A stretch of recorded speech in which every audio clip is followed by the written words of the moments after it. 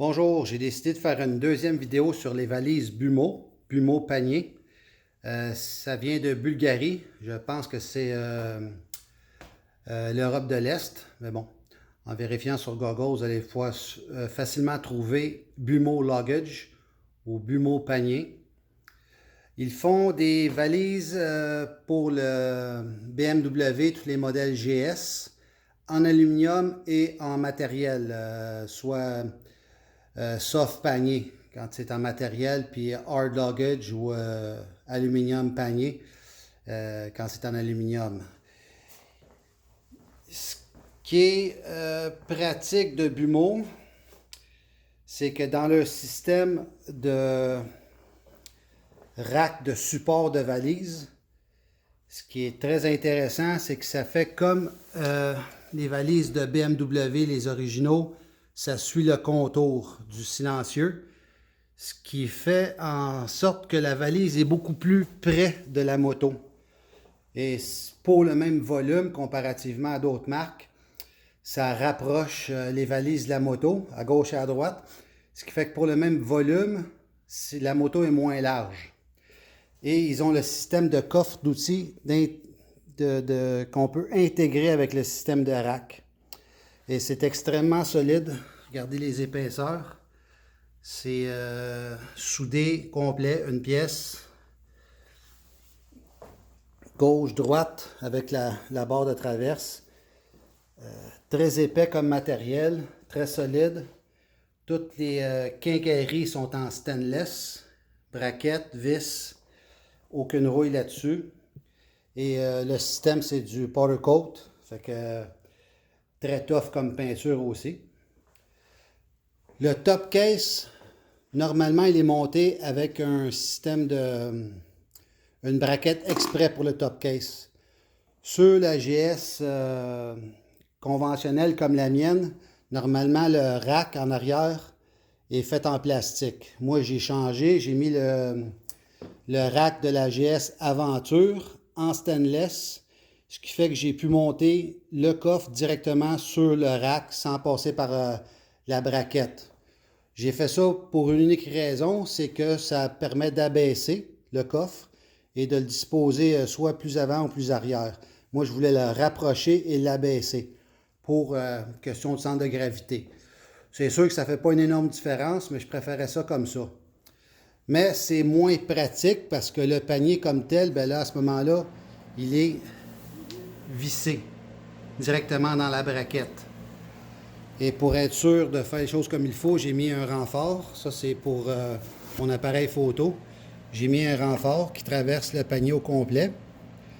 Donc, c'est extrêmement solide et ça permet de ne pas faire courber le bas du panier à cause de la pression des vis. Mais avec la braquette de Bumo, c'est plus pratique parce qu'on peut enlever et remettre le panier comme on veut sans visser ou dévisser, surtout avec le système Evo qui est vraiment très pratique.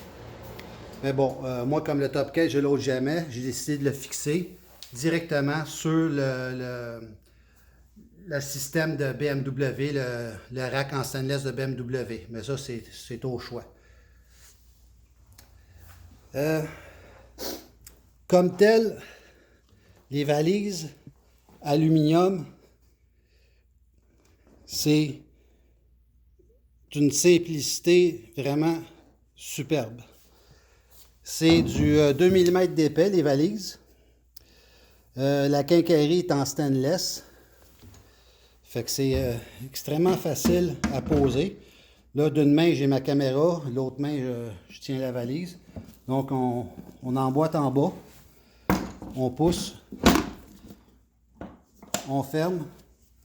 Ensuite, bien évidemment, on peut fermer ça avec une clé. La clé, quand on achète, c'est la même pour toutes les valises, le coffre d'outils. Et quand on commande, comme moi, j'ai commandé les valises aluminium en premier, j'ai commandé les soft après. On n'a qu'à donner le numéro de la clé à Bumo quand on commande et ça arrive avec le même numéro de clé. Donc, c'est pas un problème. Les soft luggage, c'est exactement le même derrière, le même pattern que les hard luggage des aluminium. C'est une plaque d'aluminium avec toute la quincaillerie en stainless. De chaque côté, il y a des poches pour les bouteilles d'eau. Et ça se ferme avec des grosses clips d'à peu près 50 mm. Et c'est un tissu Cordura. Extrêmement solide. Il y a un renfort où c'est marqué Bumo pour en cas de chute, là, pour les égratignures et tout ça. Aussi facile à embarquer et à débarquer que les valises d'aluminium. On débarre si c'est barré.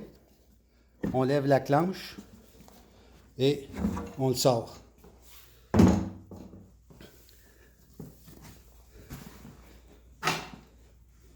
Juste ici.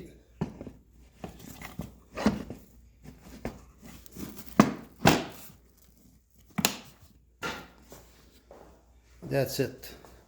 Évidemment, même chose de l'autre côté. Ça suit les contours. Très solide. Sauf panier, exactement la même chose.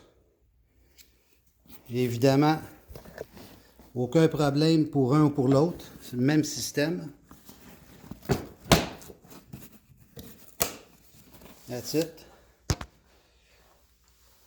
Ça suit les contours. La plaque en arrière, c'est du 4 mm, aluminium, quincaillerie stainless steel. Fait que c'est identique, le même système d'ancrage que les aluminiums.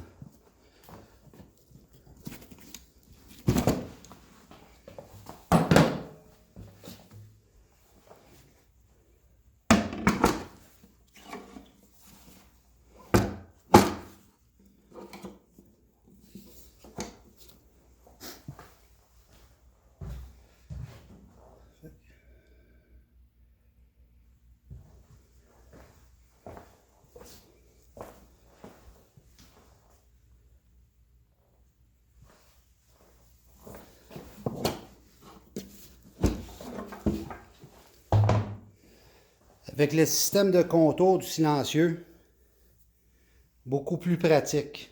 La valise est de loin beaucoup plus près de la moto que les autres systèmes qui sont droits. C'est...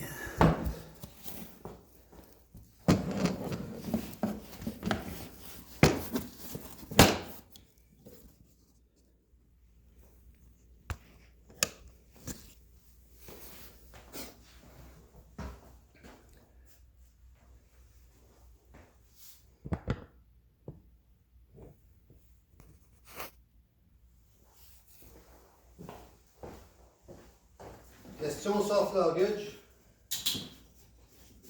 On défait les deux boucles. On déroule. Et on met ce qu'on a à mettre dedans.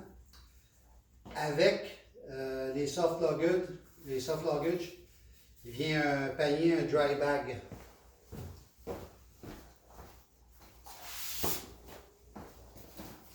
Pour chacune des valises. Ça vient avec les valises. On peut mettre tout ce qu'on a à mettre dedans. Ensuite, on ferme. On boucle.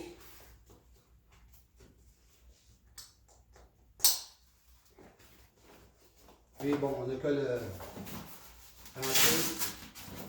le dry bag à l'intérieur. Soit on met les choses avant ou on met les choses après. Et ensuite, on referme.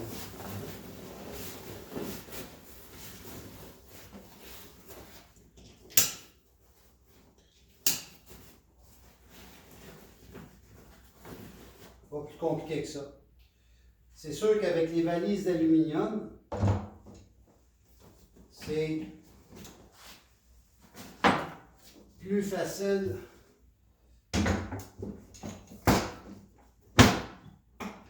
question ouvrir et fermer. tout est waterproof.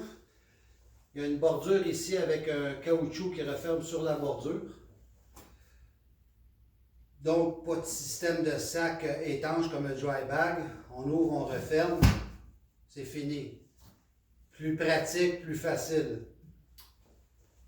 Mais le soft panier est plus léger. Le soft panier pèse 8 livres. En kilos, il faudrait faire la différence pour ceux qui fonctionnent en kilos. 8 livres. Le valise aluminium pèse 15 livres. Fait que ça revient à sauver un petit peu de poids. Et c'est sûr qu'en cas de chute, la valise d'aluminium, même si elle est extrêmement solide, va s'égratigner et peut-être possiblement se bosser ou un petit peu s'abîmer.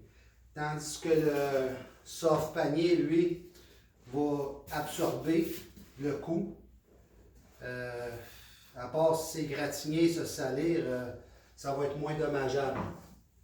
Ça dépend un peu des mentalités. Il y en a qui préfèrent l'aluminium à cause de la rapidité. La fonctionnalité de la valise aluminium est quand même plus facile. Et on peut s'en servir.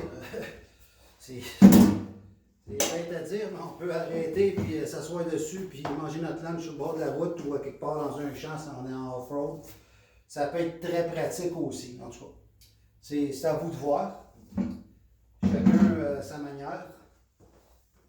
Question de faire des voyages longue distance sans faire de off-road. C'est sûr que j'aurais tendance à mettre les aluminiums. Puis pour tous les jours, c'est ceux-là qui sont dessus en tout temps.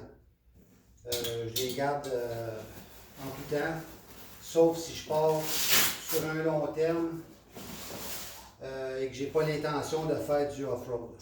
Je vais prendre des aluminiums. Si je pourrais tous les soirs arrêter dans un motel, je vais prendre des aluminiums. Mais c'est juste un petit peu plus long à mettre le stock là-dedans. Puis en cas de pluie, à remettre le stock là-dedans. Mais le un petit peu plus long, c'est vraiment pas long quand même. Fait que ça, on peut les laisser à l'intérieur. Juste à les replier de la sorte comme ça, les laisser à l'intérieur. Moi, en ce moment, ici, on est en Amérique du Nord, au Canada, au Québec. Puis en ce moment, ben, on ne peut pas rouler de décembre jusqu'à fin mars. Fait que j'ai juste ôté les dry bags, puis je les ai accrochés comme ça pour la saison morte, si on veut, juste pour pas trop qu'ils prennent de plis. Mais c'est pas une obligation, j'aurais pu rester à l'intérieur aussi. C'est juste que j'ai décidé de faire ça comme ça. Fait que c'est quand même facile, tu sais, ça prend pas de temps. Il y a un velcro, juste ici. Fait qu'on on ferme avec le velcro, on roule, on va. Fini. Très pratique si vous mettez des bouteilles d'eau. Ça sauve l'espace à l'intérieur. Puis évidemment, ben, on peut mettre d'autres choses qu'une bouteille d'eau, c'est pas un problème.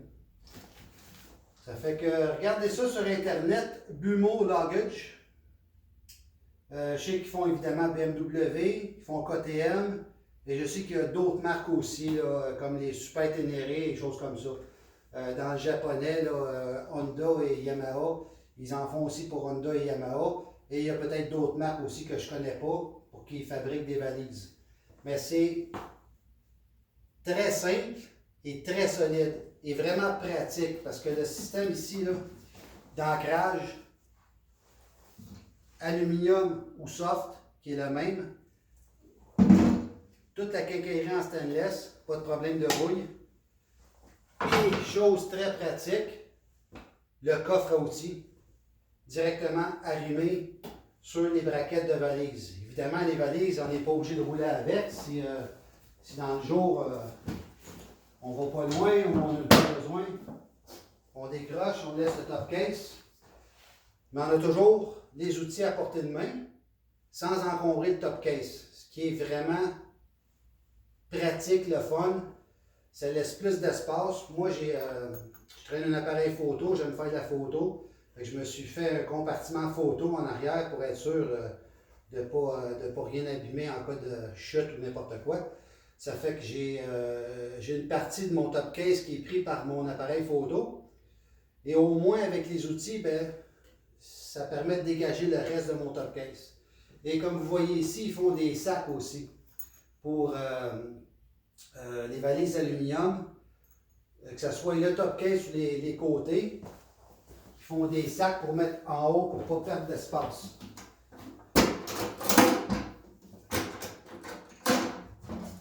Exactement comme c'est ici. Même chose. Les deux valises de côté, on peut y mettre un sac. Et il y a aussi des intérieurs.